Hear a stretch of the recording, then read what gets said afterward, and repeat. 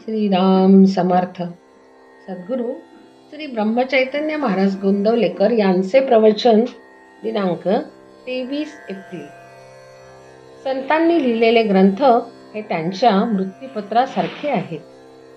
संतांना ग्रंथ लिहिण्याची मुळीच हौस नसते. नाईलाज म्हणून ते ग्रंथ लिहित असतात. तुम्हाला असे वाटते का की नाथांनी आणि समर्थांनी ज्ञानेश्वरीची पारायणे करून नंतर आपले ग्रंथ लिहिले? त्यांचे ज्ञान स्वतंत्र असते आणि ते साक्षात भगवंतापासून आलेले असते. त्यामध्ये अर्थात मागील ग्रंथकारांनी सांगितलेल्या काही गोष्टी येणारच. संतांनी लिहिलेले ग्रंथ हे त्यांच्या मृत्यूपत्रासारखे आहेत. आपले मुलगे चांगले वागतील अशी ज्या बापाला खात्री वाटते तो कशाला मृत्यूपत्र लिहिल? तशी ज्याला खात्री नसते तो नाईलाजाने मृत्यूपत्र लिहितो. त्याचप्रमाणे संतांनी हौसेने किंवा विद्वत्ता दाखविण्यासाठी ग्रंथ लिहिले नाहीत, तर आपल्यासारख्या जडजीवांचे कल्याण व्हावे ही तळमळ त्यांना होती, म्हणून त्यांनी ग्रंथ लिहिले.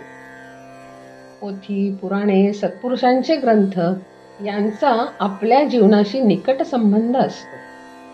असल्या ग्रंथामध्ये ज्याचा व्यवहारामध्ये उपयोग करता येतो असा वेदांत सांगितलेला असतो. आपल्याला सुचणार नाहीत इतक्या शंका समर्थांनी घेऊन त्यांची उत्तरे दासबोधात दिली आहेत. परमार्थ न ऐकणारा दोषी आहे, पण तो ऐकत नसताना त्याला सांगणारा त्याहूनही दोषी समजावा. हा दोष पत्करूनही संत जगाला परमार्थ सांगत असतात, त्याचा फायदा करून घ्यावा. ग्रंथ वाचित असताना ध्येय जर परमार्थ प्राप्ती हे असेल, तर त्यासाठी त्या ग्रंथात साधन कोणते सांगितले असेल इकडे लक्ष द्यावे.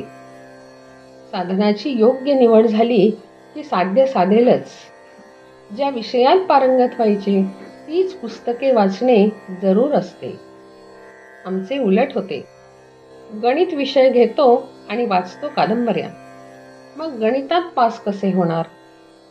परमार्थ हेच जर ध्येय असेल तर संतांच्या ग्रंथाचाच अभ्यास करावा, त्यांचे श्रवण मनन करावे.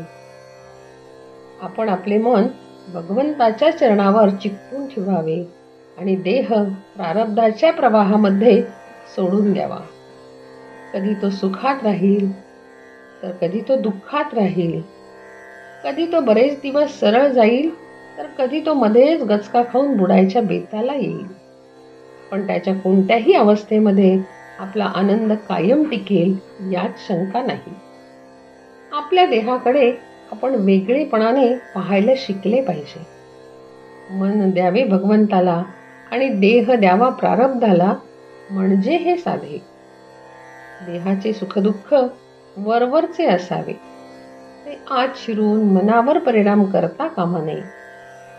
भगवंताच्या नामाने हे हमखास साधते, म्हणून अखेर नामाशिवाय गत्यंतर नाही. संताच्या ग्रंथाचा खरा अर्थ कृतीनेच कळेल. जानकी जीवन स्मरण जय जय राम.